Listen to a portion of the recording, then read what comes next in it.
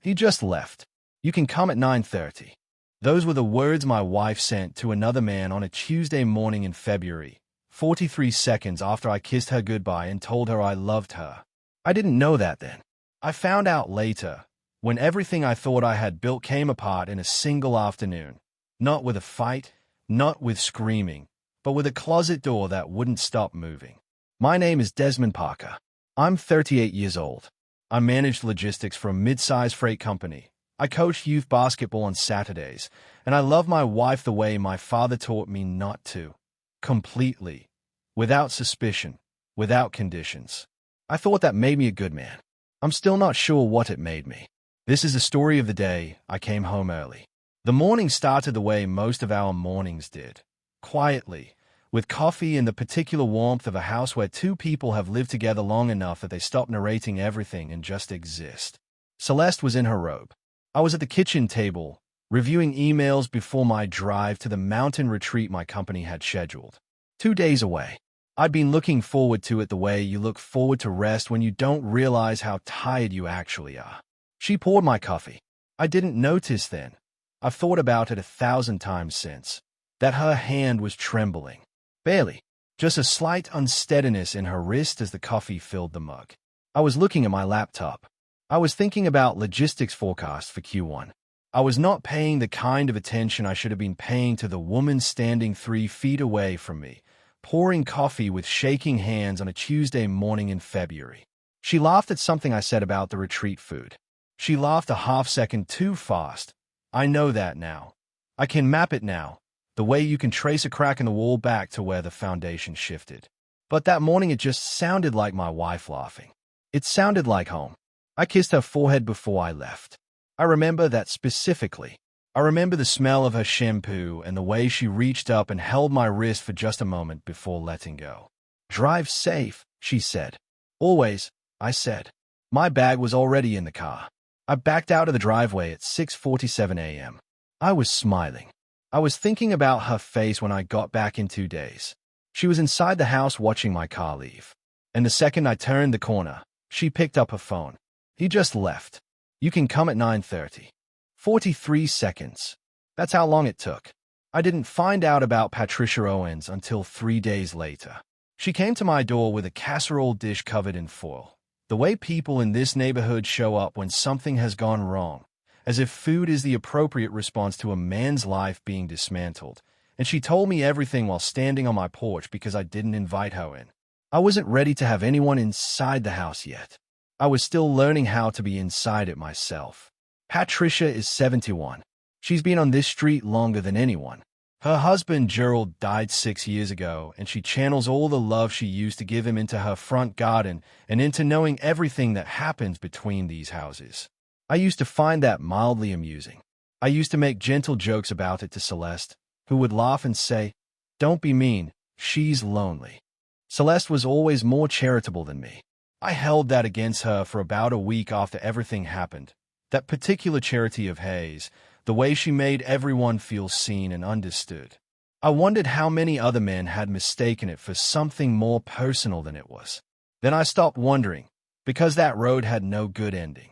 What Patricia told me was this: she had seen the silver sedan before, 3 times over the past 2 months, on mornings when she was out tending her garden early. A silver sedan parked half on the grass beside our oak tree, tucked just far enough out of direct sightline from the street that you wouldn't notice it unless you were specifically looking or unless you were Patricia Owens, who was always specifically looking. She hadn't said anything. This is the part she cried about on my porch, the part that made her casserole dish rattle against her foams. She hadn't said anything because she didn't know what to say, and because she was afraid of being wrong. And because this neighborhood has its unspoken codes about what constitutes your business and what doesn't. A strange car could mean anything. A strange car on 3 separate mornings, parked against the oak tree. That meant something specific, but she couldn't bring herself to walk over and say it to a man who always waved at her from his driveway and sometimes helped her carry groceries. So she said nothing. Until that Tuesday. She was watering her garden at 12:47 p.m. when she saw my car turn back onto the street. She told me she felt her stomach drop. I asked her why.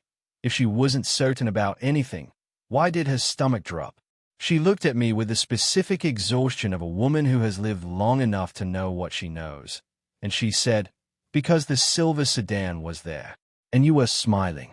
And those two things together, I just knew." She called Marcus. He picked up on the second ring.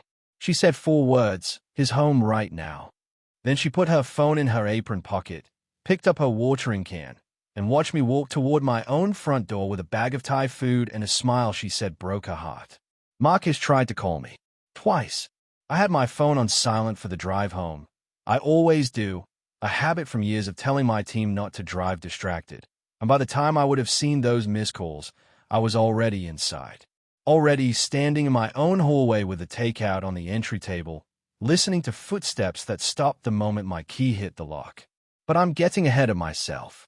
I want to tell you about my father for a moment, because you need to understand him to understand me. And you need to understand me to understand why I stood in that hallway for as long as I did without moving. Raymond Parker was a suspicious man. He was suspicious the way some men are religious, consistently, devotedly, as the organizing principle of his entire inner life. He checked my mother's purse. He timed her grocery runs. He called the houses of her friends to confirm she was where she said she was, and her friends covered for her even when she wasn't anywhere suspicious, simply because the calls humiliated her and they were loyal. He built a whole architecture of surveillance around a woman who, for the first 11 years of their marriage, gave him absolutely no reason for it. And then, exhausted by being suspected of everything, she finally did the thing she'd been accused of. I've thought about the logic of that my whole adult life. Whether his suspicion created the outcome it feared. Whether watching for a thing long enough is its own kind of invitation. I was 11 when she packed her bag. I sat on the top stair and watched her carry it down, and I watched my father sit on the porch for 3 days afterward, not eating, not sleeping, just sitting, like a man who had been proven right and discovered that being right was the worst possible outcome. I made a decision on those days, at 11 years old, that I would be the opposite. I would trust completely. I would not become my father. I would not make a woman feel like a suspect in her own home. So when my key went into the lock that afternoon, the food still warm in the bag, my mind still on her face when she'd see it, and I heard footsteps from somewhere upstairs, fast and then suddenly, deliberately silent. I stood in the doorway and I did not immediately go upstairs. I stood there and I chose, consciously, to give her an explanation before I invented one. Because that's what I had always done. Because Raymond Parker never did that, and I was not Raymond Parker. The entry hall smelled like the candle she always kept on the side table. Vanilla and something faintly woodsy. I set the takeout down. I stood still. The silence from upstairs had the specific texture of effort. It wasn't the silence of an empty house. It was the silence of held breath, of weight redistributed carefully, of someone trying to take up no space at all. Celeste. I called her name the way you call someone you trust. Openly. Without accusation. A beat. Then 2. In hey. Bright. Immediate. Practiced. I was just taking a nap. Give me a second. I looked at the staircase. I didn't move toward it. And somewhere in my chest, something that had been sleeping for 38 years opened one eye. She came downstairs with her hair fixed. That was the first thing I noticed. A woman who had been napping doesn't fix her hair before coming to greet her husband. A woman who has been napping comes down with the impression of a pillow on her cheek and sleep in her eyes. Celeste came down with her hair fixed and her face composed and her arms already opening for a hug. And I let her walk into me because I needed the 3 seconds of her face being hidden against my shoulder. That's when I saw the shirt. Inside out. The seam running along the outside of her collar. Small and damning and completely invisible to her because she'd put it on in a hurry in the dark of a room she shouldn't have been in with the lights off at 1 in the afternoon. I said nothing. I held her. I felt her shoulders release. That specific exhale of someone who believes they have survived something. The retreat got cancelled, I said. Best surprise, she said. We walked to the kitchen. I watched her move through the space. Our kitchen, the one we'd repainted together 2 summers ago. The one where she taught me how to make her grandmother's jerk chicken on a rainy Sunday, and she moved through it like a woman trying to remember which version of herself she was supposed to be right now. I reached across the table and turned her face-down phone face up. She went rigid. I slid it back to her. "You'll knock it off the table," I said. She put it in her pocket. Her hand wasn't steady. We ate. She talked. She filled every silence the way you fill a hole, urgently, with whatever is available. And then, from directly above us, came a single creak. Her fork stopped mid-air. "Old house," I said pleasantly. "Yeah," she said. I looked up at her. I held her eyes for 3 full seconds. She held mine back. Between us, the food went cold. I want to tell you what was happening inside her head during that lunch. Because I know now. I know because she wrote it all down later. 4 pages in her handwriting slid under my door at 2 in the morning. And understanding it doesn't excuse it, but it completes the picture in a way that I think matters. 3 days before that Tuesday, Desmond's phone had buzzed on the bathroom counter while he showered. Celeste picked it up to bring it to him and saw a notification from an unknown number. "Your wife isn't who you think she is. Ask her about Elliot." She set it down before I got out of the shower. I never saw it, but she knew that someone knew. And that knowledge, that the ground was already shifting, is what drove her next decision. Rather than end it quietly, carefully, she panicked. She let Elliot come over the one morning I was supposed to be 3 hours away for 2 days. Sitting across from me now, watching me eat Thai food with a steady expression, she was doing the math of catastrophe. Elliot was upstairs. Someone had already sent an anonymous text. Marcus had been acting strange for months. The walls were closing in from every direction. When my phone buzzed in my pocket and I glanced at it, 2 missed calls from Marcus, back to back, she saw my expression flicker. She said, "Everything okay?" "Fine," I said. "Just Marcus." She nodded. She took a careful bite. She did not know that Marcus had just been told I was home. She suggested ice cream. In February, with the temperature outside at 38 degrees and a perfectly warm kitchen around us. She suggested it with a brightness that had no business being in her eyes given everything happening inside her chest. And I watched her suggest it and I understood, with a clarity that felt almost peaceful, that there was someone in my house. Not a ghost. Not a sound from the pipes. A person. "Ice cream," I said. "Or coffee. A drive. I just feel cooped up." In February. It's not that cold. I set my napkin down. I looked at the ceiling, directly above us, the master bedroom, and I did it slowly, without drama, the way you look at something when you already know what you're going to find. "Sure," I said. "Let me grab my jacket from upstairs." The color left her face. Not gradually, immediately, like a switch. "I'll get it." She was already moving, already positioning herself between me and the staircase. Her hand on my arm, her voice doing something it had never done before in 8 years of marriage. It was begging, not in words, in frequency, in the specific vibration of a person who has run out of options. I put my hand over hers on my arm, gently, the way you hold something fragile. "Celeste." She looked at me. "Why won't you let me go upstairs?" The kitchen held its breath. Outside, a truck rumbled past. Inside, nothing. And then, from directly above us, came the sound of weight shifting against the door. We both heard it. We both knew what it meant. And for 5 seconds, neither of us moved, standing in our kitchen in February with ice cream melting between us like the last normal thing either of us would ever say to each other. I went up the stairs slowly. I want you to understand that. I did not run. I did not shout. I moved the way a man moves when he has already accepted the worst and is simply walking toward confirmation. Celeste followed me. She didn't try to stop me anymore. She had moved through panic and arrived somewhere on the other side of it. A terrible stillness, the eye of it. At the top of the stairs, I turned left. I pushed the bedroom door open with one finger. The room was empty. The bed was made, slightly too carefully. A throw pillow sat a half-inch off its position. The air had a specific quality, recently occupied, recently abandoned, that I recognized the way you recognize a smell from childhood. You don't analyze it. Your body just knows. I stood in the doorway and I looked at the closet. It was moving, not swinging, trembling. The faintest vibration of a door behind which something living was trying very hard to be perfectly still. I watched it for a long moment. 14 months. That number wasn't in my head yet. I didn't know it yet, but my body understood the weight of whatever it was. My father on the porch. 3 days without eating.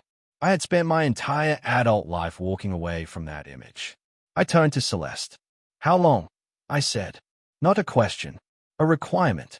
She didn't answer me. Her legs gave. She slid down the wall behind her, slowly, and put her face in both hands. The sound she made was not crying. It was the sound beneath crying. It was the sound of 14 months folding in on itself. I turned back to the closet. I put my hand on the handle. I opened the door. Elliot James was standing among my wife's dresses. I want you to hold that image for a moment, because I have held it every day since. A man I had shaken hands with. A man who had looked me in the eye at Marcus's cookout last July and asked me about my team's logistics expansion with what appeared to be genuine interest. Standing among my wife's clothes with his phone in his hand and the specific expression of a man who prepared for this moment and has just discovered that preparation is meaningless. We looked at each other. I said, "Get out of my house." 3 words. My voice did not shake. That surprised me. I had imagined, in the abstract way you imagine disasters that aren't supposed to happen to you, that I would shout, that I would be physical, that I would be my father. Instead, I was very still and very quiet, and those 3 words came out of me with the weight of everything I didn't say. Elliot moved. He walked past me without a word. He walked past Celeste in the hallway without looking at her, which told me something I filed away for later. He went down the stairs. The front door opened. It closed. I stood in the closet doorway and looked at the empty space where he'd been. Among her dresses, her organized shelves, the space she'd designed herself, that I'd never entered without permission, that I'd respected for 8 years. Behind me, Celeste was still on the floor. The house was silent in a way it had never been before. Not peaceful silence. The silence after something irreversible.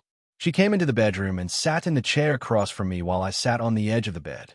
She apologized 11 times. I counted. I don't know why I counted.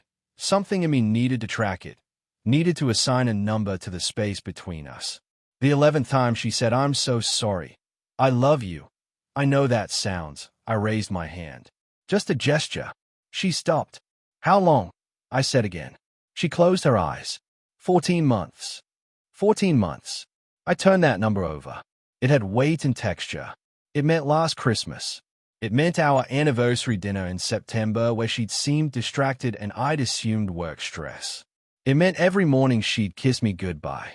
He shook my hand. I said, "Last July." He looked me in the eye. "I know. You let him shake my hand." She said nothing. There was nothing to say. I walked to the window. The silver sedan was already gone. The oak tree moved slowly in the February wind. I thought about my father at the window, watching my mother's car pull away, and I made a decision in that moment.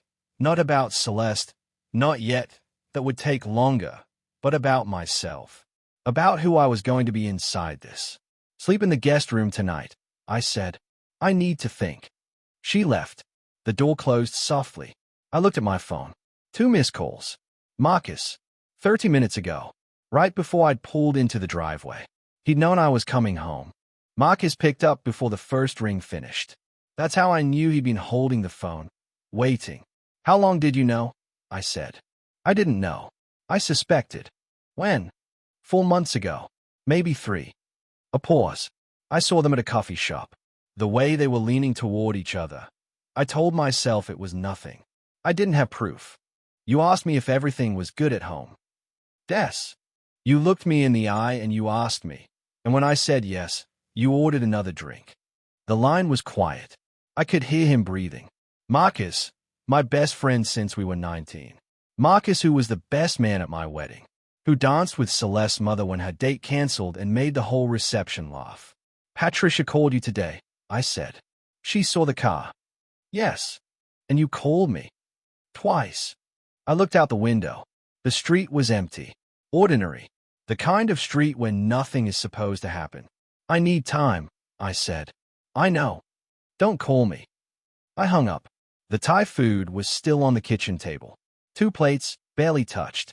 The house was completely quiet. I stayed at the window until the street lights came on.